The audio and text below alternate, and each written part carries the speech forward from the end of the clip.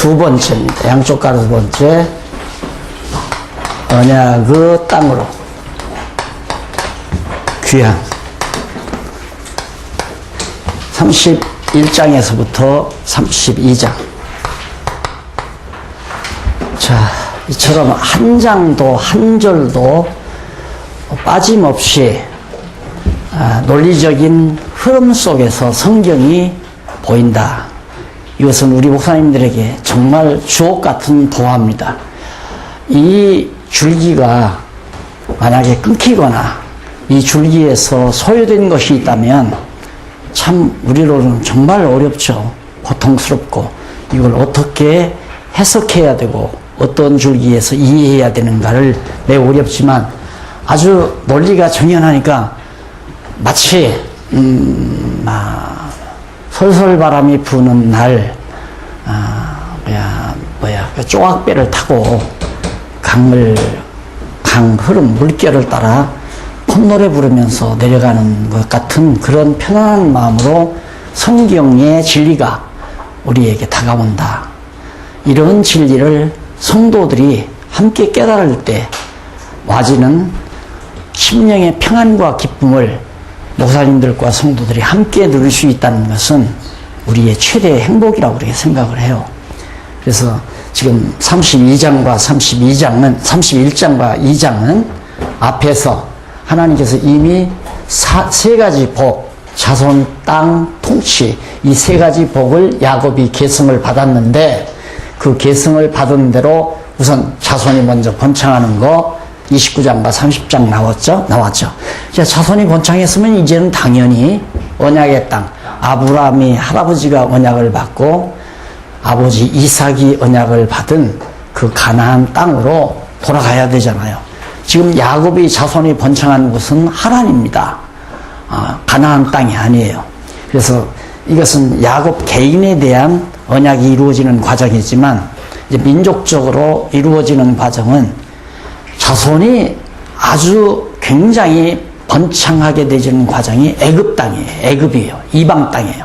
이방 땅에서 번창해가지고 가나안 땅으로 이제 이렇게 들어오죠. 여기서는 이제 하란에서 번창해서 가나안 땅으로 귀향하는 장면이 나옵니다. 이렇게 이시적으로 논리적으로 이렇게 정리를 하면 성경 구구절절히 외울 수는 없지만 성경이 말하고 있는 큰 대하의 흐름은 머릿속에 훤하게 다가오잖아요. 그러니까 갑자기 내가 성경을 폈는데 31장과 32장 내용이 딱 나와서 야곱이 언약의 땅으로 귀향한다. 그러면 벌써 이게 기억나고 이게 해서 야곱이 언약을 계승받은 누구로부터? 아버지 이삭으로부터. 그리고 아브라함 받은 언약을 계승받았다. 왜? 하나님께서 언약을 세우시는 여호와의 섭리를 이루기 위해서 이스라엘 열조와의 언약 내용을 이제 우리가 12장부터 창세기 12장부터 딱 나오잖아요. 이게 이스라엘 열조와의 언약이 이루어지는데 야곱이 계승받은 것이 바로 그 받은 복과 언약이 이루어짐으로 자손이 번창하고 이제 언약의 땅으로 돌아간다. 그러니까 야곱이 하란에서 가나안 땅으로 가는 길이란 여호와 하나님이 이미 정해놓으신 뜻을 따라 언약대로 이루어 주시는 성취 내용이라고 생각한다면 이제 성경 보기가 아주 편안하잖아요. 가다가 방해꾼이 나타난다. 더 이상 못 간다. 막아치워도 이 사람들 바보짓하네. 우리가 당장 알 수 있잖아요. 이 사람들 가는 길 막아서는 안 되는 길인데 왜 이 사람들이 가는 길을 막아? 안 된다. 너희들 망하겠구나. 미리 우리는 예측할 수 있잖아요. 마찬가지로 그걸 우리 생활 속에 접목을 시킬 때에는 내가 한 평생 목사가 돼서 큰 교회든 작은 교회든 목회를 해서 어린 성도들을 하나님 나라로 안내하는 하나의 안내자로서의 종으로 부름받은 일인데 내 하는 길에 방해꾼이 나타난다? 이 바보 같은 사람들. 그래서 좌절하거나 절망하지 않고 당당하게 때를 기다리면서 하나님을 의지하고 사는 강한 믿음의 소유자가 우리가 될 수 있다는 얘기죠. 우리의 일에는 방해꾼이 있을 수 없습니다. 순간에는 방해를 받는 것 같지만은 궁극적으로는 그 방해받는 일이 더 유익하게 다가와요. 그게 성경의 부지기수로 나타납니다. 이제 앞으로 가나안 땅 들어갈 때, 여기서 가나안 땅 들어갈 때도 마찬가지고, 애굽에서 자손들이 번창해서 가나안 땅으로 출애굽해서 들어갈 때도 마찬가지고, 방해꾼이란 도리어 나를 유익하게 만드는 결과를 가져온다. 이것을 진리로 믿어도 틀림이 없습니다. 이게 믿어지면 목사님들 마음속에 당장 마음의 안정뿐만 아니라 평안함이 오고 담대함이 와지게 됩니다. 천하없는 방해가 다가와도, 장애물이 다가와도 두려워하거나 주저앉을 필요도 없습니다. 그래서 나는 늘 후배들이 주저앉지만 말라. 주저앉지만 말라. 예, 그것도 주저하지 않는 것도 이 믿음이 와야, 이 진리에 대한 확증이 와야 안 주저앉지. 하다가 정말 교회 전적으로 일 맡은 장로님 한 번만 실망해가지고 다른 교회로 갔다 낙심했다 교회를 안 나온다 그러면 그냥 목회가 다 망쳐져 버리는 그런 결과도 많잖아요. 오직 장로님 한 번 믿고 교회를 정말 잘 해가는데 장로님이 변심을 했다. 야, 큰일 났구나. 야, 이제 난 목회는 그만 접어야 되겠다. 이건 아니죠. 그건 아니잖아요. 그러니까 이런 진리를 우리가 깨달아가면서 내 삶에다가 각각 접목시키는, 이게 생명의 양식이죠. 내가 사는, 신앙으로 살아가는 생명의 양식이 바로 이대로 나타나는데, 우리 목사님들이 먹고 힘을 얻는 말씀이라면 성도들도 이걸 먹고 힘을 얻는 거죠. 사업하다가 주저앉거나 사업하다가 낙심하거나 친구가 와서 사업을 박살냈다고 해서 자살하거나 이런 일이 있을 수가 없는 거죠. 너 내 사업을 망쳐. 너 하나님께서 마귀를 통해서 너에게 그렇게 역사했구나. 나는 안 망한다. 하나님이 나를 붙든다. 여호와의 내 편이시다. 이런 확고한 신앙을 성도들이 가지게 된다면 목사님들과 성도들은 다 진리 안에서 한마음 한뜻으로 승리할 수 있다는 얘기를 덧붙이면서 계속합니다. 자, 247페이지 31장 1절로 16절에 보면 여호와께서 야곱에게 조상의 땅으로 돌아가라. 그게 조상의 땅이란 언약의 땅입니다. 언약의 땅으로 귀향한다 나오잖아요. 조상 아브라함과 이삭의 언약하신 거기에 또 헤브론에 막벨라 굴이 아브라함이 묻혀있고 할아버지 아브라함이 묻혀있고 아버지 이삭의 시신이 묻혀있는 땅 아닙니까? 고향의 땅이죠. 그것이 언약의 땅 가나안 땅으로 이제 가는 도중입니다. 그러니까 하나님께서 돌아가라 명령하신다 이 말이에요. 하나님이 명령하신 것은 하나님이 명령했으니까 네가 하라가 아니에요. 내가 명령했으니까 너는 순종하라 그게 아니라 여호와 하나님이 명령하신 것은 여호와 하나님이 이루어 간다는 것. 지난번에도 말씀드렸죠. 인간 사회에서는 강자와 약자가 있잖아요. 강자가 명령하면 약자가 순종해야 돼요. 그런데 하나님의 명령은 하나님이 명령하시고 하나님이 명령대로 이루어 가신다 이 말입니다. 하나님이 왜? 절대 명령이니까. 절대 명령은 하나님이 명령하시고 명령대로 하나님이 인도해 가신다. 이것이 하나님의 명령과 인간의 상대적인 인간의 명령이 다르다는 것. 그러니까 성경의 명령문이 나오면 우리는 보편적으로 국어사전적으로 이해한단 말입니다. 강한 사람이 주인이 명령했으면 종은 순종해야 된다. 그게 원칙 아니에요? 이런 패턴으로 성경의 모든 명령문을 이해하다 보니까 안 맞아떨어지는 거죠. 그게 명령문 자체가. 그래서 아마 아까 통합청 목사님 계시는데 그 통합청 그 장신대 그 논문 가운데 제가 어디서 한번 봤는데 논문 제목 가운데 하나님의 명령문에 관한 이해, 성경에 나오는 명령문에 관한 이해, 논문 제목 가면 충분한 얘기죠. 그게 신학적으로 굉장히 문제가 있는 문제란 말입니다. 하나님이 명령하셨으니까 인간이 순종해야 한다면 알미니안주의와 만나잖아요. 그렇죠? 알미니안주의와. 그러니까 하나님이 뭔 일을 하고자 하실 때 그 일을 하라고 명령했으면 인간이 순종해서 이루어야 그 일이 이루어지는 거 아닙니까? 그러니까 하나님의 뜻을 이루어가는 데 있어서는 하나님만으로는 안 된다. 인간이 순종해서 협력해야 된다. 그래서 그게 신약역서로 나오거든요. 그러나 장로교 신학은 그게 아니란 말이다. 하나님의 절대주권. 절대주권이라면 하나님이 명령하시고 하나님이 이루신다. 이래야 되는데 그게 정리가 안 되면 신학적 이슈가 되니까 명령문에 관한 성경적 이해라든가 이런 것들이 논문 제목으로 충분하다는 얘기가 됩니다. 그래서 정말 하나님의 야곱에게 고향 땅으로 언약의 땅으로 돌아가라고 명령하신 하나님께서는 돌아가도록까지 해 주신다는 것. 그 다음 넘어가서 보면 거기에 이제 1절로 3절 그 내용이 상당히 길지요.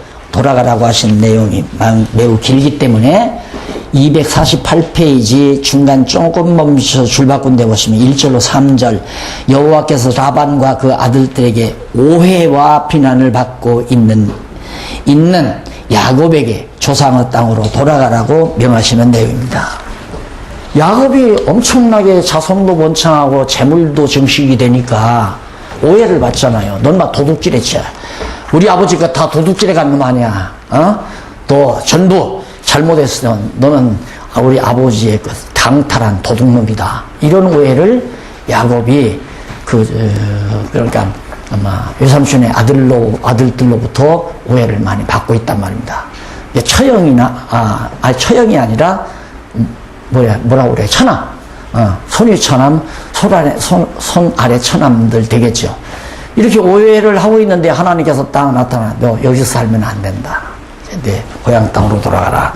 그리고 넘어가서 4절로 13절에 보면 야곱이 라헬과 레아에게 하나님이 함께 계셔서 부자가 되게 하신 사실과 하나님이 이곳을 떠나서 출생지로 돌아가라고 말씀하신 것을 말하는 내용입니다. 자, 하나님께서 야곱에게 말하니까 레아하고 라헬 자기 아내들에게 여호와께서 여차여차 하시더라.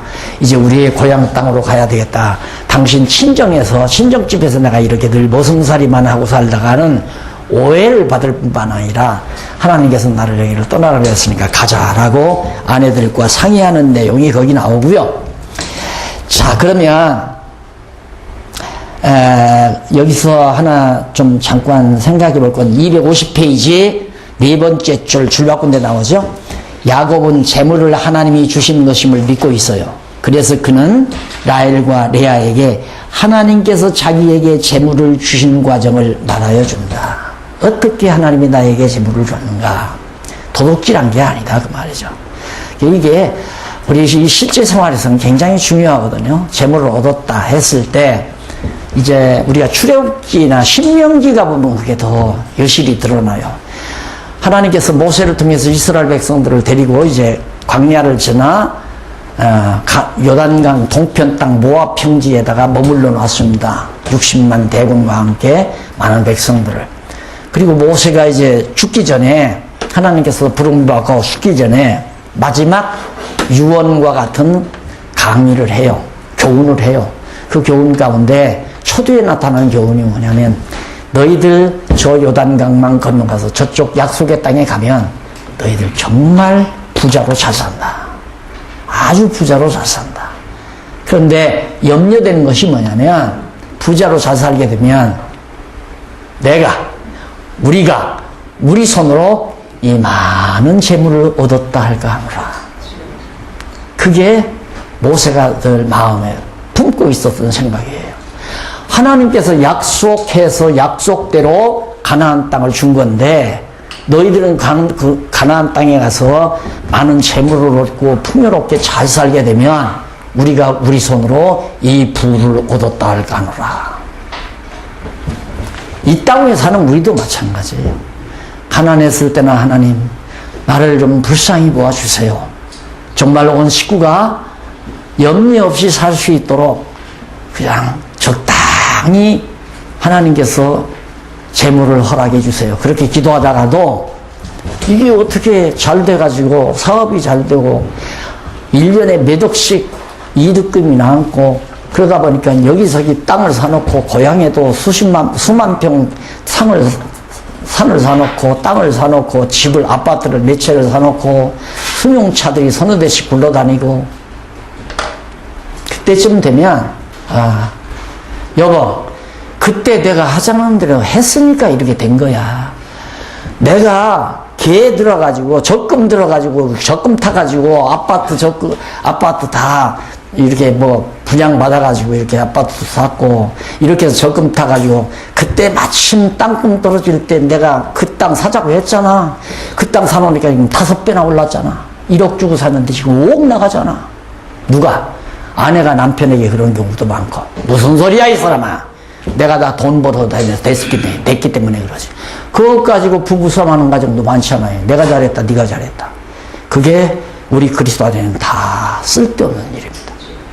하나님이 가난하게도 하시고 하나님이 부유하게도 하시고. 근데 우리는 가난하게 되면 하나님이 우리에게 저주를 한 거고 부유하면 복을 준 걸로 생각을 해요. 착각이에요. 하나님께서 솔로몬에게 지혜만 주고 부를 허락하지 않았다면 솔로몬이 주책을 안 부렸을 거예요. 그 주책을 부유하게 사니까 지 눈으로 보는 대로 마음으로 먹는 대로 해볼 것 다 했어요. 나는 이 세상에서 가장 부패하게 산 인간을 꽂으라면 솔로몬이라고 생각해요. 아니 궁녀를 1000여 명이나 데리고 살다니요. 여기 이제 백제 의자왕은 빼놓고 가장 부패하게 산 사람이에요, 솔로몬이. 그러다 보니까 그래서가 아니라 사실은 그래서 나라가 갈린 건 아니지만 하나님께서 세상 역사 가운데 북이스라엘이고 남이스라엘로 이렇게 완전히 분할되는 동기가 거기서부터 출발을 하잖아요. 하나님께서 그렇게 마지막에 부패하게 만들어서 세금을 막 걷어들이게 만들고 그리고 그런 것을 보고 여러분 아들놈 르호보암이 배워가지고 나도 세금 많이 걷어서 아버지 누린 것처럼 살아야 되겠다. 그래서 백성들 여지파 반이 다 나가버렸잖아요. 그럴 때에는 솔로몬이 그렇게 부유하게 사는 것보다 적당하게 먹을 것과 입을 것이 있은즉 어떻게 알아? 부족한 줄 알라? 네. 먹을 것 입을 것 있으면 족한 줄을 알라. 그게 진리예요. 그런데 우리는 먹을 거 입을 거 있어도 쌓아놓을 것이 없다 그거죠. 쌓아놔야 되는데 왜? 쌓아놔야 눈으로 보고 안정이 되니까. 생각해 보세요. 은행에 돈이 몇 억이 들어있어야 안심이 되지 몇 억이 안 들어있으면 불안하잖아요. 예. 그래서 자꾸 쌓아놓으려고 그러는 거거든요. 근데 그게 아니고 오늘 우리가 성경을 공부하다 보면 이 호주머니 패스보드에 지금 단돈 10,000원 한 장 달랑달랑 해요. 가요. 아무데라도. 친구가 전화와도 만나자. 예. 누가 전화와도 만나자. 커피값밖에 안 되지만 당돌하게 만나자. 왜? 하나님께서 다 때에 따라 적당히 채워주신다는 걸 믿어버리면. 친구, 나 패스보드에 10,000원밖에 없어. 내가 차 살 거야. 커피 내가 살게. 걱정하지 마. 내가 오늘 다 쏘네. 예. 다 해결해 갈 수 있도록 하나님께서 한다는 게 믿어져 버리면 주눅들지 않죠. 어깨 쳐지지 않는다 이 말입니다. 단돈 10,000원 한 장 패스보드에 달랑달랑해도 기죽거나 베풀리거나 야, 나 돈 10,000원밖에 없다. 당당하게. 자, 이것이 여호와 하나님을 언약대로 이루어 가시는 여호와 하나님을 알고 사는 우리의 삶의 모습이란 말입니다. 왜? 때에 따라 채워주시니까. 그래서 우리들이 늘 기도를 하잖아요. 쌀을 것 주시옵소서라고 기도하지 않고 일용할 양식 달라고 그러잖아요. 그날 먹고 입었으면 되는데도 쌀을 것이 없다고 해서 주눅들고 맥풀리고 늘 하나님 앞에 원망하고 짜증 부리고 달라고 벌써 엎드리면 주여 주시옵소서부터 시작하잖아요. 엎드리면 우리 한국교회 성도들 벌써 엎드려서 기도합시다. 주여 주시옵소서부터 시작한다 이 말이에요. 이게 얼마나 우리들이 어리석은 얘기냐 이 말이에요. 주고 안 주는 게 달라고 한다고 주나요? 안 달라고 해도 줘요. 야곱이 원룸무늬 양 갖고 하나님 아버지 하얀 양 데리고서 하나님 아버지 여기서 얼룩무늬만 낳게 해주시옵소서 그렇게 기도했다고 성경에 없어요. 그런데 낳는 것마다 얼룩무늬만 나오잖아요. 왜? 언약하신 하나님이 누구 이름을 위해서 이걸 줘요? 얼룩무늬를 왜 줘요? 야곱을 위해서 줬어요? 여호와 당신 이름을 위해서 줬어요? 이제 기억나죠? 또 얘기를 하니까. 그래서 자주 만나서 이 얘기를 우리가 강의를 들어야 한다니까. 여호와 당신 이름을 위해서 야곱에게 얼룩무늬를 주는 거지. 야곱이 야 너 불쌍하다. 너 얼마나 그동안 억울했냐. 내가 억울한 거 다 풀어주마. 야곱을 위해서 얼룩무늬 주는 게 아니다 그 말이에요. 저는 그걸 알잖아요. 그러니까 성도들한테 주고 싶으면 주고 싫으면 말아라 그 말이죠. 주고 싶으면 주고 주기 싫으면 말아. 당신들 마음속에 복음을 전하는 나와 합력하고 싶으면 줄 거고 합력하고 싶은 마음이 없으면 안 줄 거고 누가 그걸 주고 합력하는 마음을 주고 안 주고를 누가 여호와 하나님이 하신다.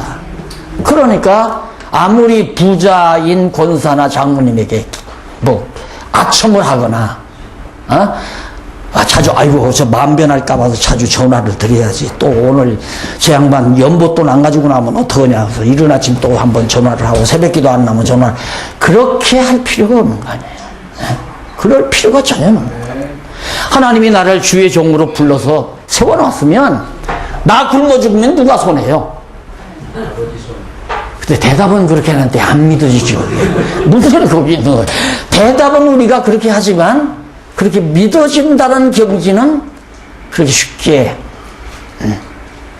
아까 제가 한 가지 지금 말을 잘못해놓고 지금 혹시 정보가 새나갈까봐 걱정스러운데 딸만 셋이라서 야곱의 경우를 보고 야 그러면 뭐 아내 하나 다시 얻었어 아들 하나 낳아도 된단 말인가? 그 말은 했겠느냐 안 했겠느냐 이 목사님이 했다고 그래요. 근데 내가 가만히 생각해 보니까 목사님 같으면 아들 낳을 수 있는 여자를 얻어서 결혼을 하겠다는 뜻에서 한 얘기고 나는 그걸 하나님 앞에 반문해 본 거예요. 그래도 되는 겁니까? 그러고 싶어서가 아니라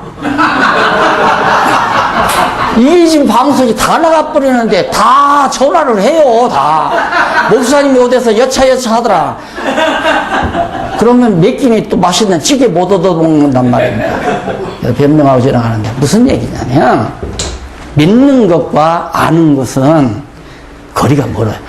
정보로 입력은 되어 있지만은 그대로 믿어지지는 않는다 그 말입니다. 그래서 성경에 보면 믿는 것과 아는 것이 하나 된 자. 믿는 것과 아는 것이 하나 됐단 말은 그대로 믿으면 행위가 나오잖아요. 믿는데 어떻게 행위가 안 나오냐 이 말입니다. 그래서 그것을 믿음의 행위지 믿음과 행위가 아니라는 것 누누이 말씀드렸잖아요.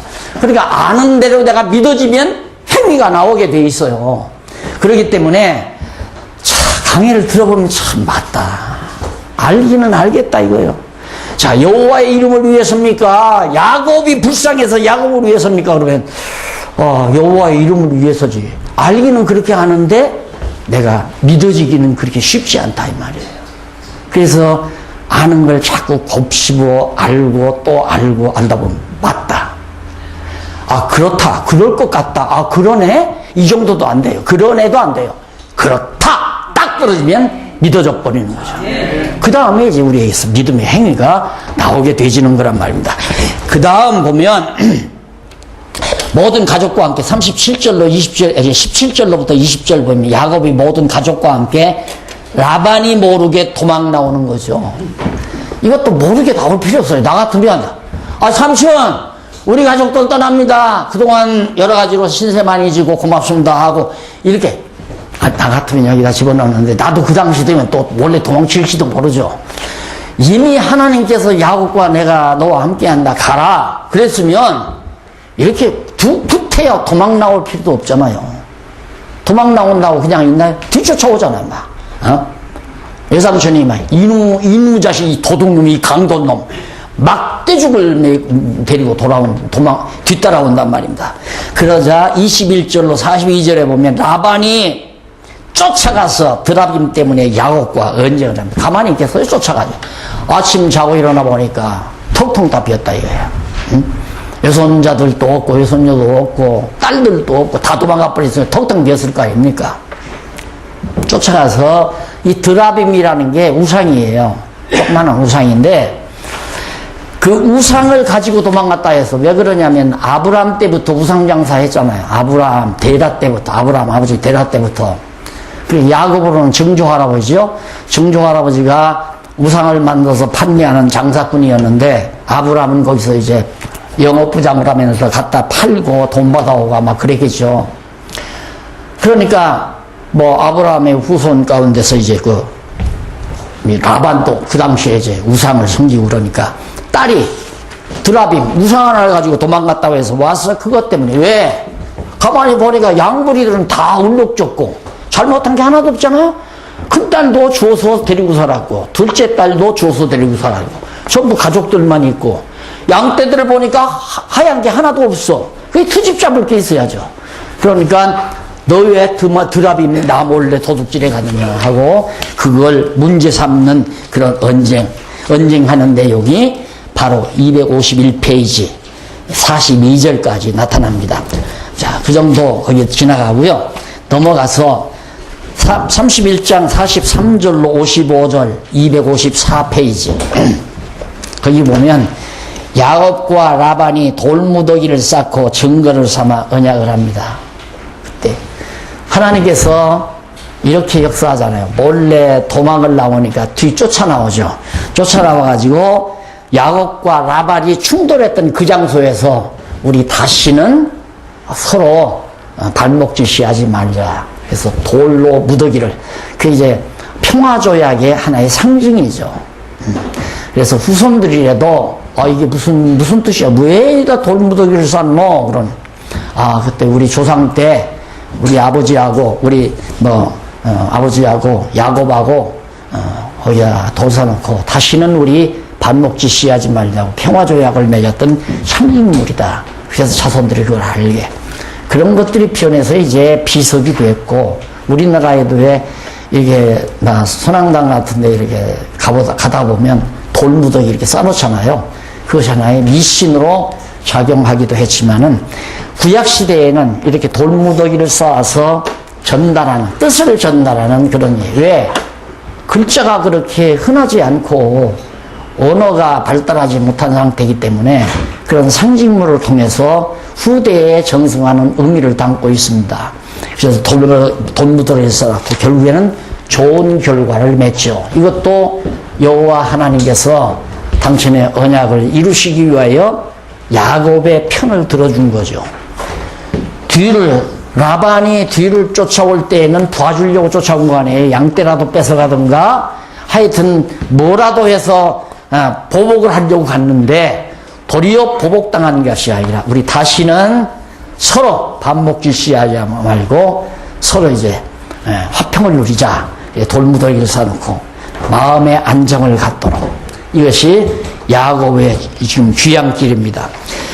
그래, 그 다음 넘어가서 보면 32장 1절로 12절에 보면 야곱의 형 에서의 소식, 야곱의 형 에서의 소식을 듣고 하나님께 간구합니다. 인생살이가 다 그래요. 여호와 하나님을 믿고 하나님의 언약자손을 할지라도 어느 한때 여호와 하나님을 의지하지 아니하면 평안한 마음을 유지할 기회가 없죠. 다 다가오잖아요. 도망 나오자 뒤에서 외삼촌이 쫓아와서 해결하고 나니까 이 앞에서 에서가 도전해 온다 이거예요. 큰일 나지 않았어요. 에서를 속여먹고 형을 속여서 아버지로부터 축복받았는데 그게 사실은 여호와 하나님의 뜻대로 된 거란 말입니다. 여호와께서 애당초 엄마 배 안에 들었을 때 에서는 미워하고 야곱은 사랑했던 거 아니에요.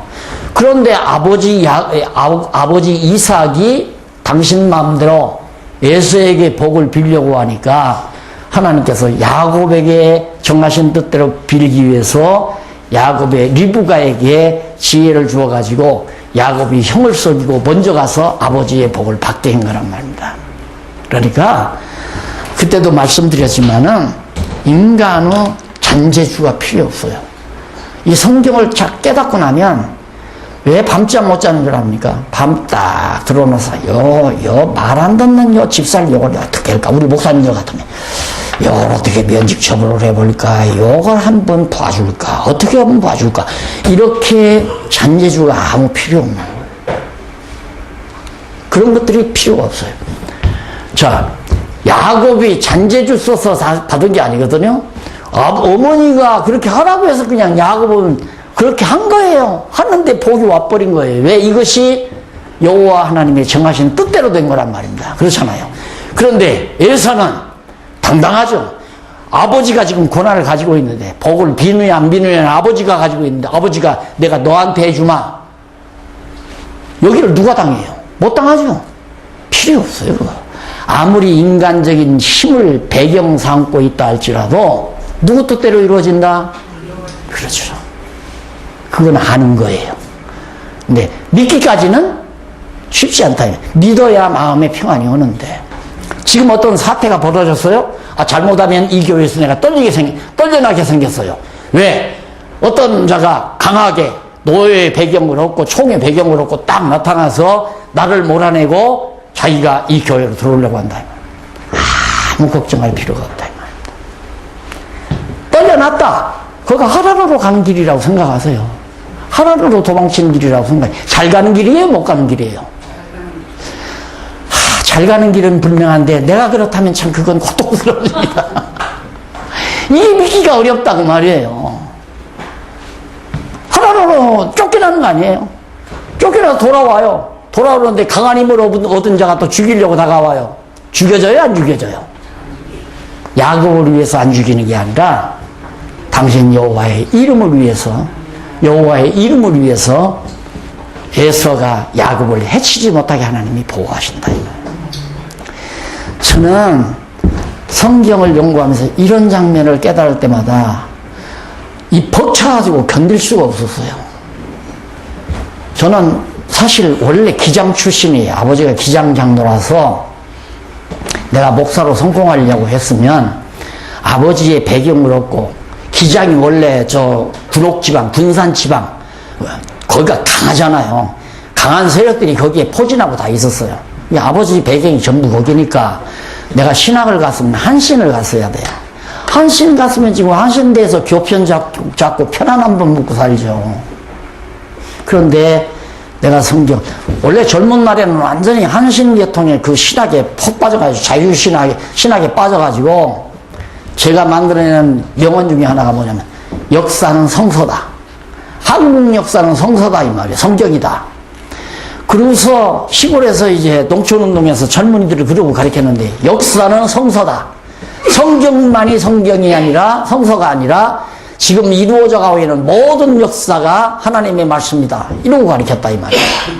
그런데 몇 년 지나니까 함석헌 옹이 뜻으로 본 뜻으로 본 성경, 뜻으로 본 한국 역사 나오더니만 나중에는 성서로 본 한국 역사 그렇게 나오더라고요. 그래서 또 한때 20대 전에 10대 후반에 함석헌 옹한테 완전히 미쳐버렸잖아요. 동아일보에 늘 연재로 글이 나왔습니다. 그거 완전히 그냥 그래서 동아일보로 제가 애독하고 살았거든요. 근데 점점 깨닫고 보니까 아니더라고요. 그래서 제가 마지막 칼빈 선생님을 만나고 싶어서 총신을 간 거 아니에요. 총신 가니까 나를 이렇게 추천해 줄 사람도 없어요. 에디터리니까. 여지껏 한신에 있다가 합동측에 가려고 하니까 누가 나를 추천해 줘요. 근데 다행히 어느 분이 내 고향 사람이구만 그래가지고 추천해줘서 총신을 간 거예요. 그러니까 아무 역사적 교계의 배경이 없죠. 그러니까 항상 저는 정말 하나님이 나를 붙들어 주지 아니하면 내가 갈 수가 없다는 사실을 늘 기억하고, 성경을 보면서 이런 걸 발견하면서 맞아, 할렐루야, 아멘. 이래서 이 진리를 깨닫고 나서는 막 벅차가지고, 그러면서 사실 이 강론집을 제가 그래서 쓴 겁니다. 그러니까 여호와 하나님이 당신 이름을 위해서 야곱을 도와준 거지, 야곱이 불쌍해서 하나님이 야곱을 도와주는 게 아니다 이 말이에요. 그래서 하나님께서 나를 부르셔서 당신의 일꾼으로 쓰시려면 당신 이름을 위하여 나를 붙들어 주시겠지. 이게 지금도 가지고 있는 거고 지금까지 살아온 것도 그 힘으로 살아온 겁니다. 그러니까 정말 우리의 생각을 확 바꿔야 돼요. 완전히 바꿔야 돼요. 하나님 날 불쌍히 여기세요. 날 도와주세요. 이건 하나님이 그러면 아이고 너 왜 그러느냐, 왜 그러냐. 네가 아쉬운 놈이 아니야 임마. 내가 아쉽지. 맞아요 안 맞아요? 근데 마면 소리가 작잖아요. 생각해봐요. 나 목사 안 할래요 하고 자꾸 도망간다면 누가 아쉬워요? 이미 하나님께서는 창세전에 나를 목사로 쓰려고 딱 찍어서 목사 시켜놨는데 안 하고 나 사업하려고 자꾸 도망치면 누가 답답해요? 그 말 안 하네 이제. 그렇죠. 하나님이 답답한 거예요. 그렇게 하나님 앞에서 내가 자리 잡게 되지면 더 이상 할 얘기가 없죠.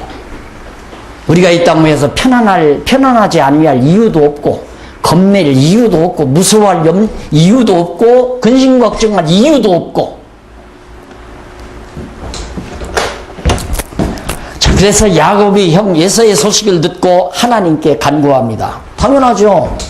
에서가 와서 이제 잡히면 죽는 거 아니에요.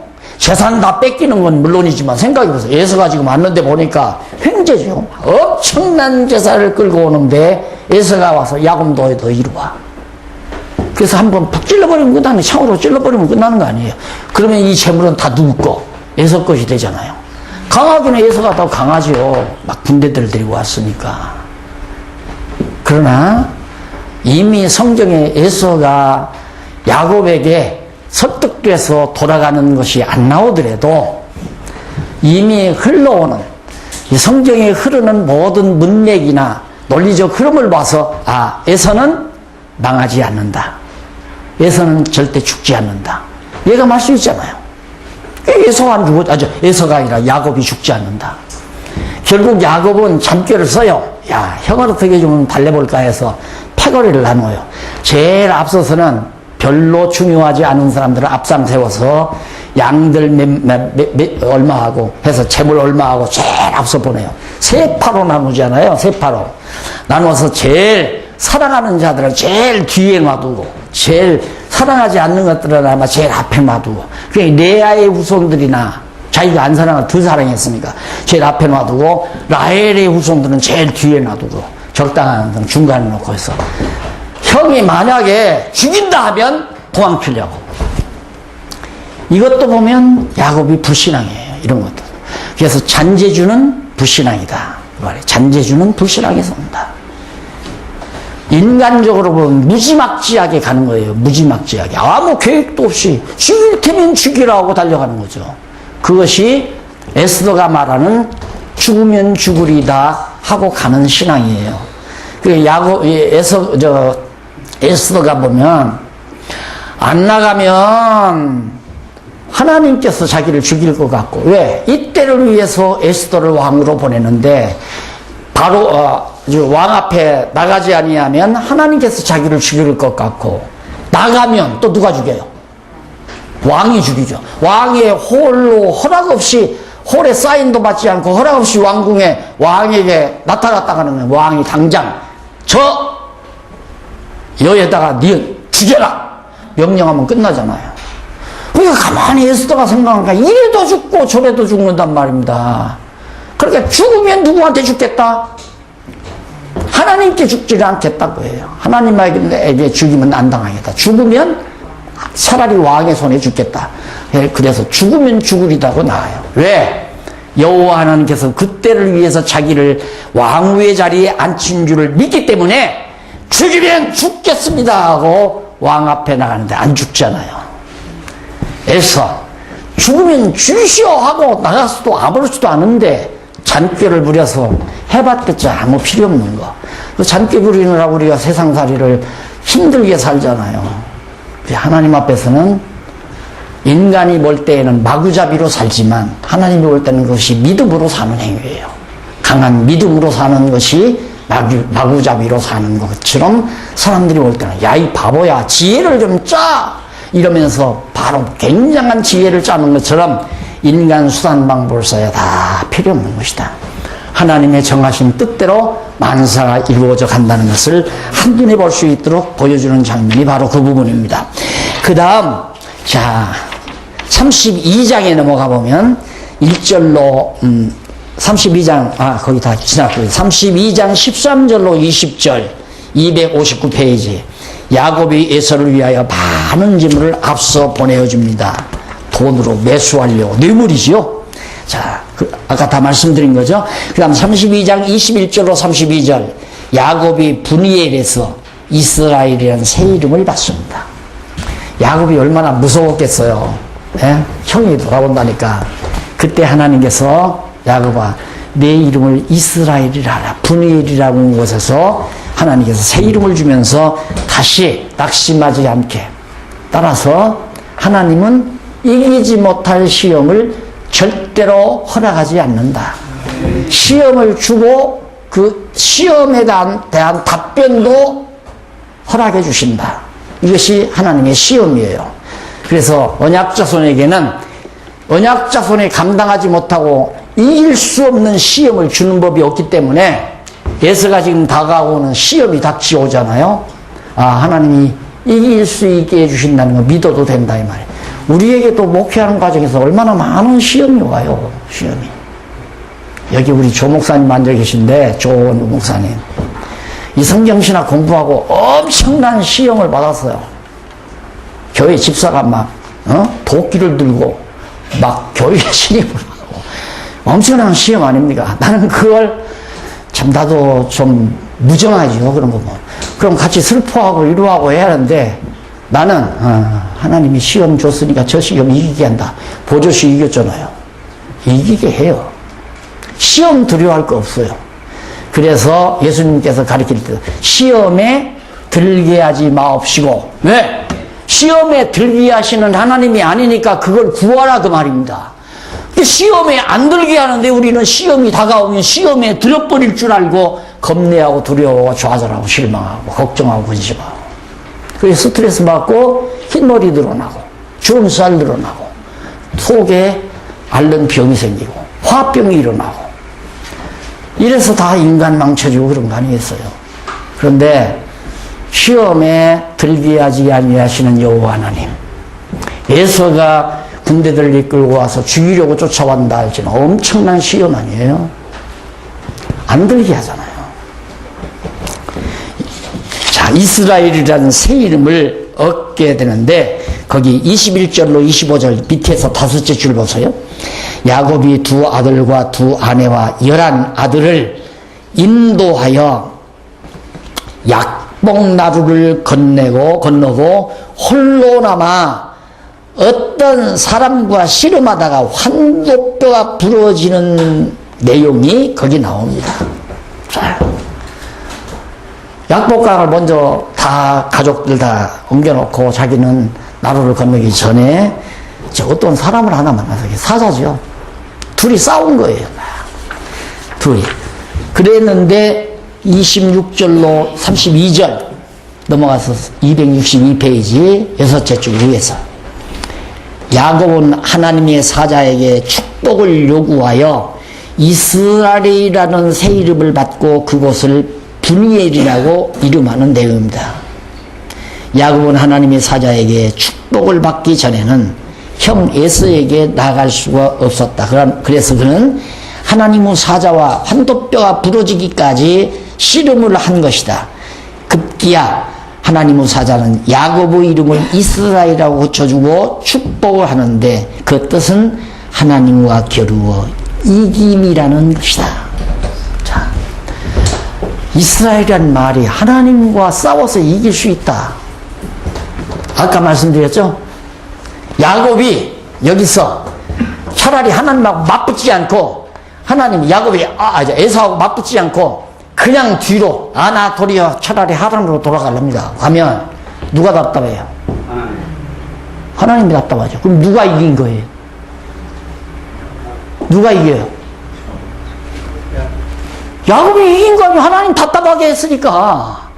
그럼 하나님 당신 답답함 풀려면 야곱아 그러지 마. 내가 붙들어 줄게. 야, 너 이름을 이스라엘이라고. 내가 너한테 졌다 그 말이에요. 우리가 하나님을 이겨먹고 살 수 있는 존재입니다. 왜? 언약자손이기 때문에. 나 천국 안 갈래요 하고 발버둥 쳐도 누가 답답하냐면 하나님이 답답하다 이 말이에요. 안 믿어져요? 그거 안 믿어지냐고요. 하나님이 이미 창세전 그리스도 안에서 우리를 하나님의 자녀로 선택해 놨어요. 작정해 놓으셨다 이 말입니다. 반드시 하나님은 여호와 이름을 더럽히지 않으려면 우리 어디? 천국 보내야 되잖아요. 그런데 나 교회 안 갈래요. 예수도 안 믿을래요. 하고 발버둥 치면 누가 답답하냐면 하나님이 답답하니까 결국 우리와 하나님이 싸우면 우리가 이기는 거라고 말이죠. 그 비유를 내가 그렇게 들었잖아요. 눈이 가득이 온 때 이제 5살 된 외동아들, 그냥 저놈이 이제 가문을 이어갈 놈이에요. 그런데 이놈 아버지가 오니까 아빠 나 전자오락기 사줘, 전자오락기. 아빠가 생각할 때 그거 사줬다가는 안 되잖아요. 그놈이 거기에 이제 복 빠져버려 안 되니까 안 된다. 내가 맛있는 거 사줄게 가자. 아 필요 없다 이거야. 전자오락기 사. 아버지가 끝내 안 들어주는 게 이놈이 홀랑홀랑 벗고 그냥 눈밭에 가서 아빠 누가 쓰면 사주고 말갔으면 말아 하고 깡깡 운다. 그럼 누가 져요? 아버지가 져야죠. 외동아들 지을 수 있어요? 가서 끌어안고 백화점으로 갈 수밖에 없는 거예요. 그런 것이 오늘 우리 어린아홉 자손과 하나님과의 관계입니다. 그 믿음이 우리에게 와버려야, 그게 딱 자리 잡혀야 그래서 강하고 담대하게 되지는 거고 두려움도 사라져버리고 나는 망하지 않는다. 나는 하나님 나라 맡아놓고 이미 천국 열쇠 받아놨다. 나는 이렇게 확실한 믿음을 가져야 하나님 앞에서 정말 하나님의 자녀답게 살 수가 있다는 얘기죠. 이런 성도가 교회 안에 솔직히 목사님 주변에서 5명만 계셔도 얼마나 대단한 힘이 나오겠습니까? 대단한 힘이 나옵니다. 정말 한 20, 30명이면 더 말할 것도 없고요. 그냥 한국 땅 확 뒤집어 놓을 수도 있죠. 네. 자, 그래서 그런 놀라운 역사를 이제 하나님께서 허락하셔서 야곱에게 지신 거죠. 하나님이. 야, 내가 내 이름 이스라엘이라 한다. 너와 나와 싸워서 내가 졌다. 언제까지? 환도뼈가 부러지기까지. 너 나 죽여? 난 뒤로 가도 죽고 앞으로 가도 죽는다. 어쩔 거냐 지금? 나를 이대로 놔둘 거냐 이거예요. 지금 진퇴양난 아니에요. 뒤로 가면 화라로 다시 가야 되고 종살이 해야 돼요. 앞으로 가자니 형이 당장 뒤로 쫓아나온다 이 말이에요. 여기에서 안 싸울 수 있어요? 하나님 어떻게 된 겁니까 이거예요. 언약의 하나님. 나 고향 땅으로 가락에서 내가 출발해서 오다가 보니까 형이 지금 날 아마 여기 죽이러 나옵니다. 그러면서 그냥 환도뼈가 부러지기까지 싸움을 했는데 결국 하나님께서 야 내가 졌다. 내 이름을 이스라엘이라 하나. 자, 그 다음 33장에서부터 34장까지 33장에서부터 34장까지 숫곳과 세겜성 정복을 합니다. 우선 땅으로 가라는데 우선 변두리 땅부터 벌써 딱 정복하죠. 숫곳하고 그다음 세겜성을 갖다가 딱 정복하는데요. 이게 하나님의 역사임을 다시 한번 기억하시면서 차 마시고